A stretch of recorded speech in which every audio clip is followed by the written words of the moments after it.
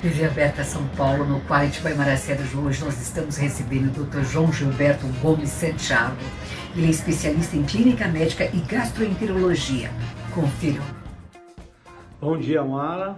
Queria agradecer a você o convite que você me fez e quero me identificar. Sou o Dr. João Gilberto Santiago, médico, gastroenterologista e clínico geral, formado pela Escola Paulista de Medicina, hoje Universidade Federal de São Paulo, há 45 anos, mais ou menos. Vamos falar sobre o coronavírus, novo coronavírus, é o Covid-19, começando dizendo que, mais ou menos, eu tenho dito no consultório, mais ou menos há 20 anos, eu venho falando que o problema do mundo, do planeta, né, nos próximos 50 anos, seria vírus e água. Você vê que a gente está confirmando mais ou menos essa previsão. O problema da água é sério e o problema do vírus você vê que está acontecendo, né? Falando da origem do coronavírus, novo, por quê? Porque tem outros 4 tipos de coronavírus. Esse é o novo coronavírus, diferente dos outros, um pouco diferente, né? Falando da origem dele, ele é asiático, como a maioria dos outros vírus que apareceram. O vírus H1N1, que dá a gripe, as últimas gripes, né? E a gripe asiática, a gripe do frango, a gripe do porco e a gripe espanhola. A gripe espanhola, o nome diz gripe espanhola, mas na verdade ela veio da China, né? Então, os vírus asiáticos são um problema no mundo. Então é aí que a gente precisa focar, perguntando o que esse vírus gosta e o que ele não gosta. Ele gosta de aglomeração, ele gosta de higiene precária, e aí ele se reproduz e dá inicialmente a epidemia e depois gera uma pandemia que dissemina pelo mundo todo. Essa luta que existe com o Covid-19 é uma guerra contra o vírus. E a gente tem que ter umas armas contra o inimigo, como se fosse uma guerra. As armas que a gente tem no momento são o isolamento, o uso de máscara e a higiene. São fundamentais. São armas que a gente está fugindo do vírus, né? A gente não está enfrentando o vírus. Enfrentamento do vírus é quando você usa algumas armas contra ele. Então seria o quê? Uma vacina, né? Ou a pessoa se expor, adquire anticorpos contra o vírus e o vírus acaba. Só que, como uma guerra, alguns não sobrevivem, tá? Isso é o esperado, digamos, real dessa atual gripe, né? Então, as armas que a gente tem, como eu disse, hoje são essas. Você faz o isolamento social, isso é importante, porque ele gosta de aglomeração. Então você faz o isolamento social. Você faz a higiene das mãos, no caso, e usa máscara. Essas são as armas de você evitar o vírus, né? E vamos enfrentar o vírus quando tiver uma vacina.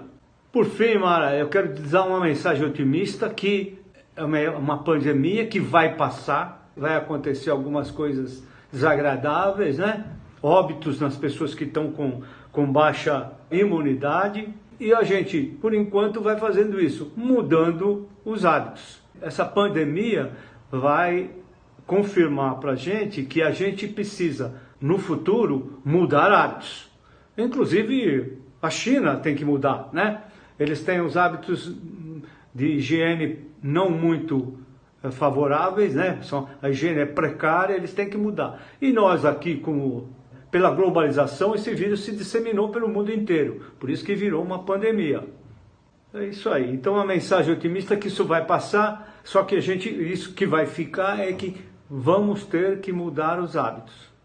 Vamos estar recebendo a delegada Clementina. Vamos falar de um assunto de suma importância, essa questão racial que nós temos vivido. Confiram.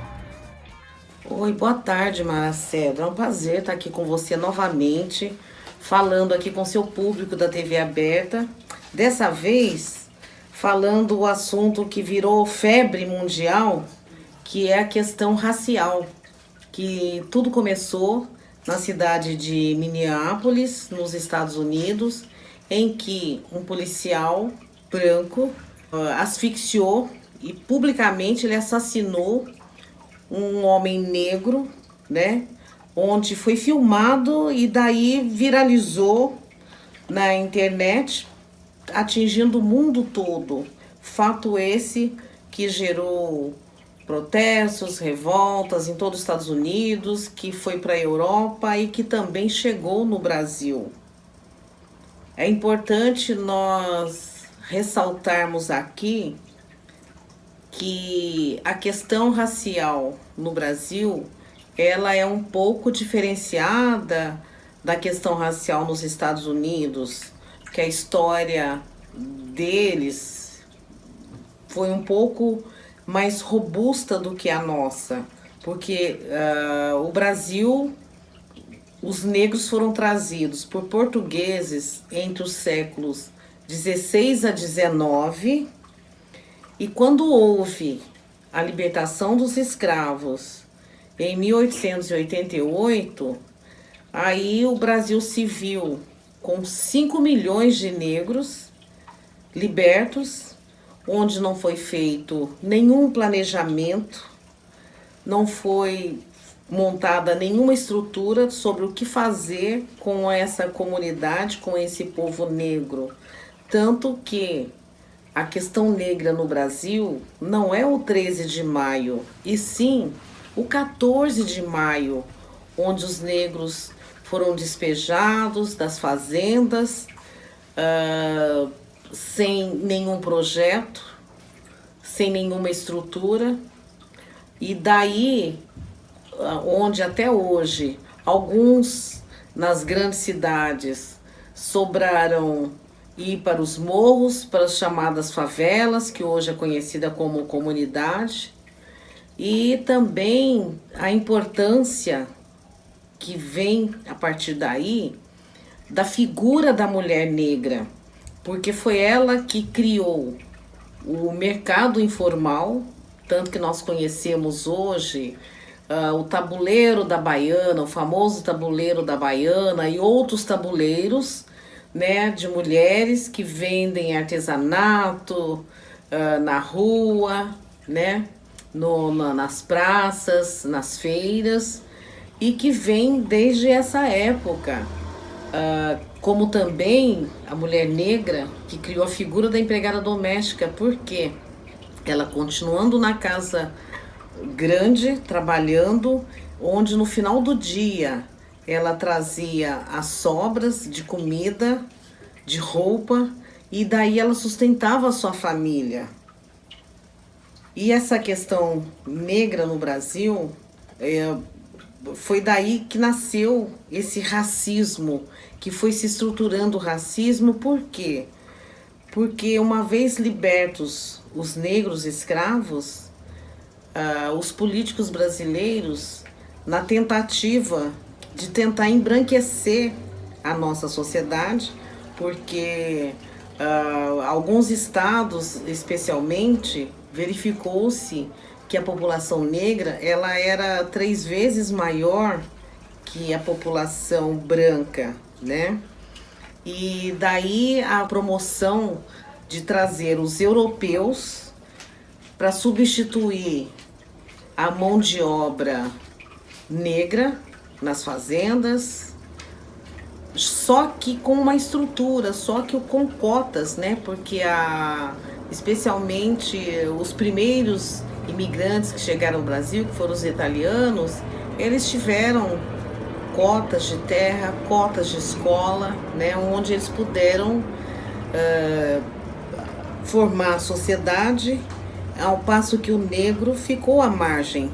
E daí esse crescimento e esse racismo. Então nós podemos entender que o racismo propriamente dito, ele tem a ver com a questão econômica, tanto que muitos dos negros, muitas das famílias negras que conseguiram crescer, ascender socialmente, apesar de todas as dificuldades, você vê que eles já têm uma aceitação dentro da sociedade, né? Onde se criou, inclusive, a figura da falsa, vamos assim dizer, da falsa democracia racial. Então, muita gente que vinha do exterior para o Brasil, porque era conhecida a democracia racial, eles se decepcionavam ao chegar aqui e ver que não era bem assim a história, né?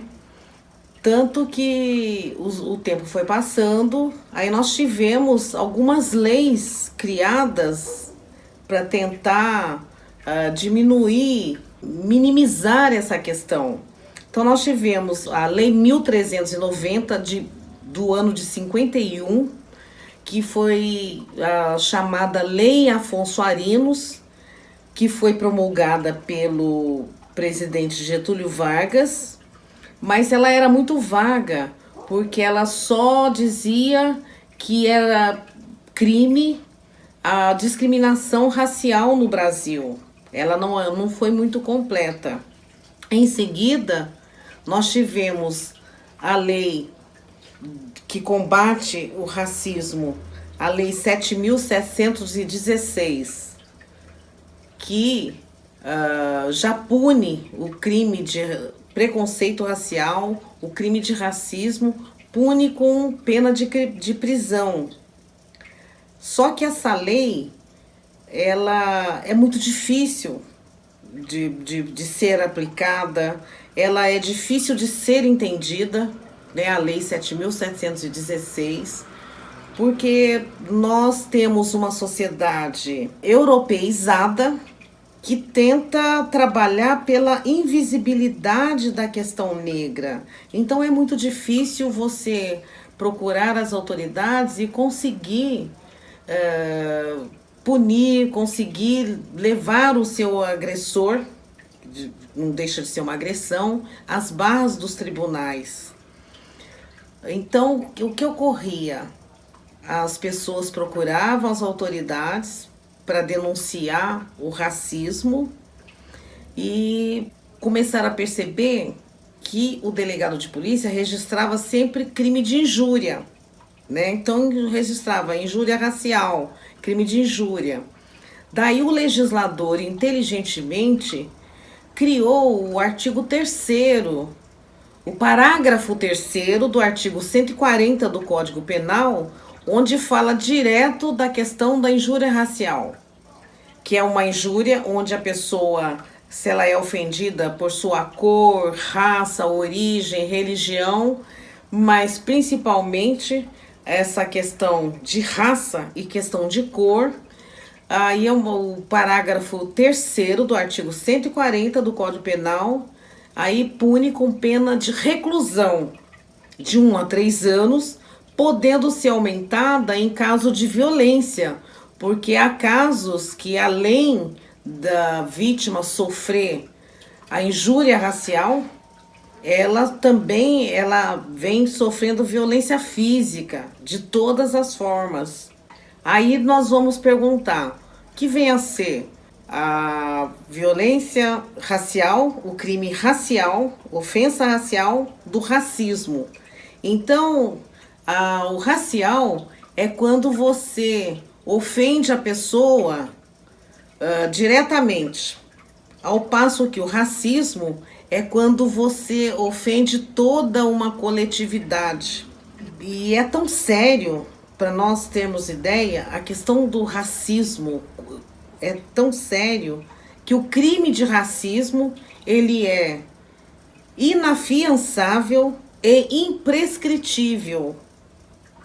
Só que nós notamos a dificuldade na aplicação dessa lei, porque você pode muitas vezes conseguir ultrapassar a barreira policial, mas você depois tem o Ministério Público, tem a magistratura, que vão ter os entendimentos deles, sem contar que o ofensor, o agressor, ele vai tentar dizer de toda forma que ele não quis ofender, que ele falou sem pensar, que ele não estava sabendo que era crime, que ele não sabia que era crime, né? Ao mesmo tempo que alguns têm a coragem de dizer, não, eu estava brincando, né? Eu estava brincando. Mas é crime. A ofensa racial, ela é crime previsto em lei, tanto que o nosso legislador, vendo o quão sério é, que ele vem reforçando a nossa legislação, que começou lá com a Lei Afonso Arinos, em que era considerado crime, né, a questão racial. Depois veio a Lei 7.716, que veio tratar diretamente da questão racial e do racismo no Brasil. E o artigo 140 do Código Penal, que teve o aumento do parágrafo 3º, acrescentado o parágrafo 3º, onde fala que a injúria racial é crime, e é crime punido com pena de reclusão. Quer dizer, tem que ir para a cadeia, tem que estar preso, porque nós temos a pena de detenção, onde a pessoa pode responder o processo em liberdade, e a pena de reclusão, onde ele vai responder esse processo preso. E é difícil de caracterizar. É muito difícil você conseguir caracterizar o crime, tanto o crime da injúria racial, quanto o crime de racismo. Existem dificuldades, tanto que a lei está aí e a gente não vê ela sendo cumprida, porque a partir do momento que nós somos 54% da população, ela tinha que ter dado um passo maior. Mas, infelizmente, a gente esbarra na questão econômica, porque o racismo tem muito a ver na questão econômica, questão da oportunidade social, e vem-se estudando o tema, se debatendo o tema socialmente.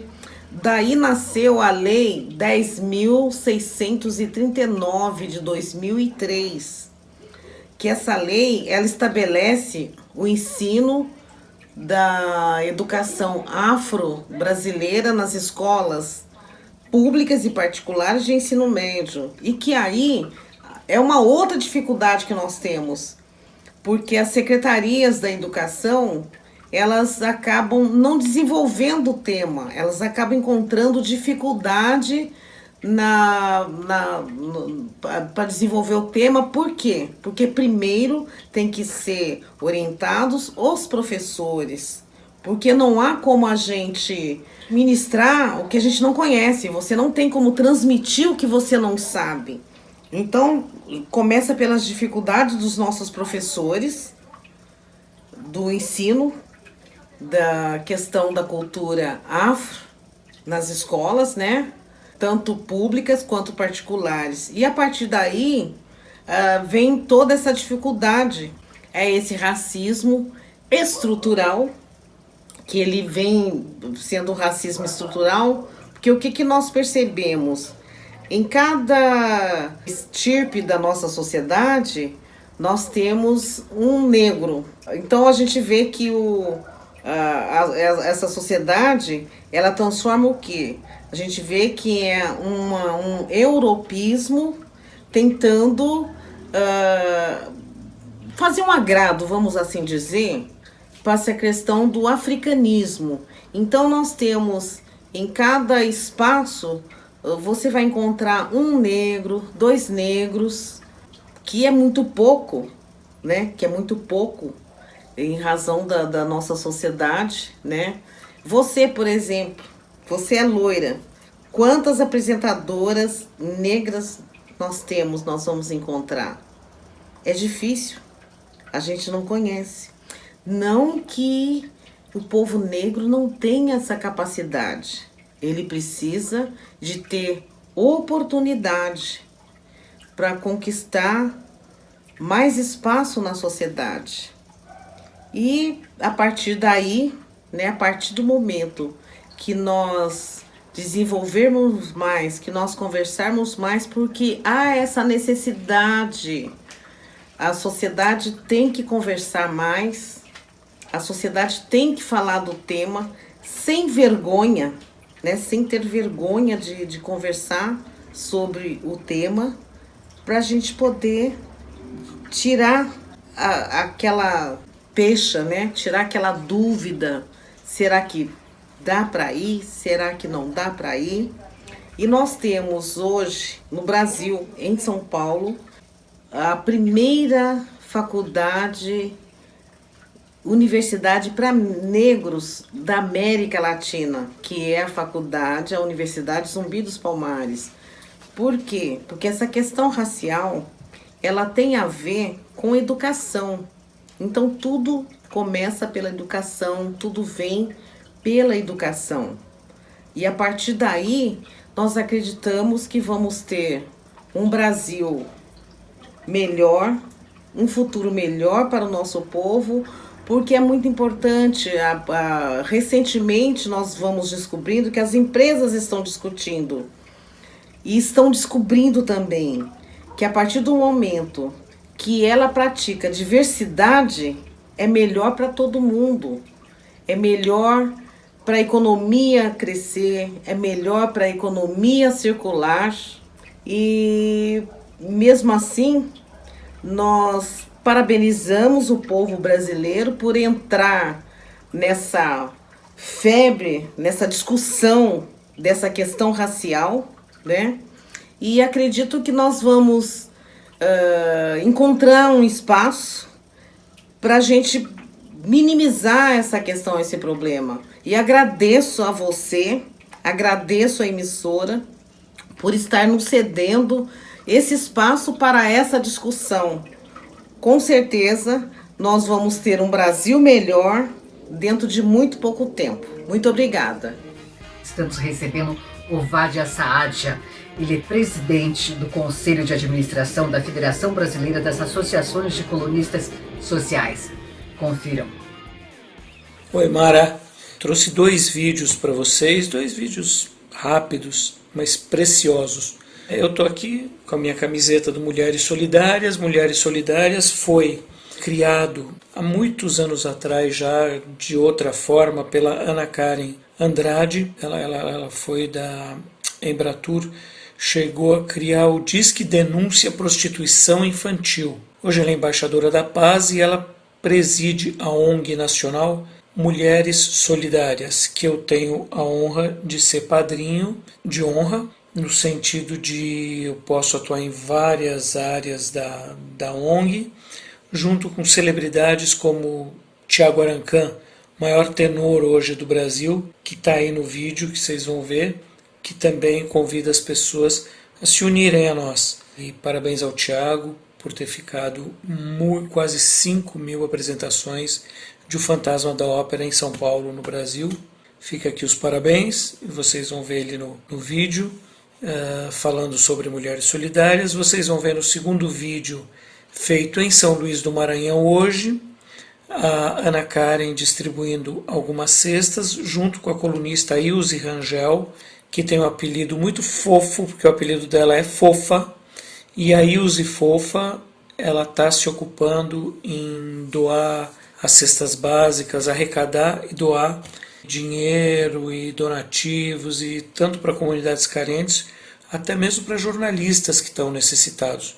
Não é vergonha nenhuma, porque não, gente, o problema no Brasil alcança todas as camadas sociais, e você pode ver que a Ana Karen e a Fofa se uniram no Maranhão para esse bem maior, e Mulheres Solidárias pretende atuar em todo o Brasil, como sempre atuou em outras causas, como a que eu já citei, que é um assunto bem delicado que precisa ser retomado sempre.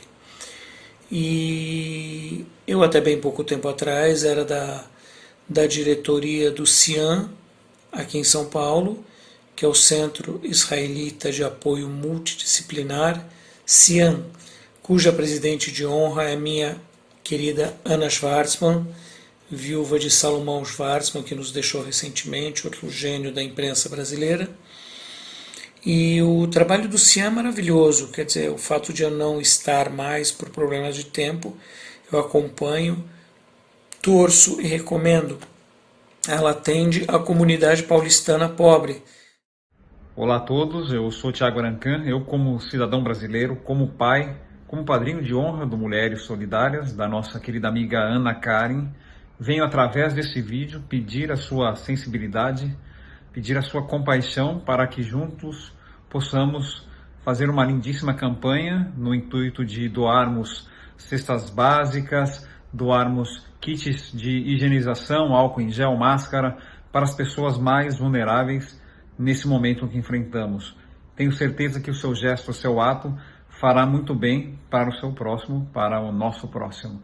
Dessa forma, agradeço a todos o carinho, peço novamente a compaixão, a sensibilidade e juntos possamos sair mais fortes desse momento. Um beijo a todos e fiquem com Deus.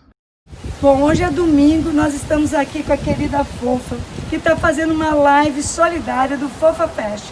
E eu e a Carol, do Mulheres Solidárias aqui do Maranhão, viemos fazer um pequeno gesto, mas que com certeza vai ajudar nesse gesto maravilhoso que a Fofa está fazendo, que é a solidariedade. Não é isso, Fofa? É isso mesmo. Eu quero agradecer a Ana Karen e a Karina que veio nos doar essa cesta para a família Fofa Fest Solidária, para as pessoas carentes que realmente estão necessitadas.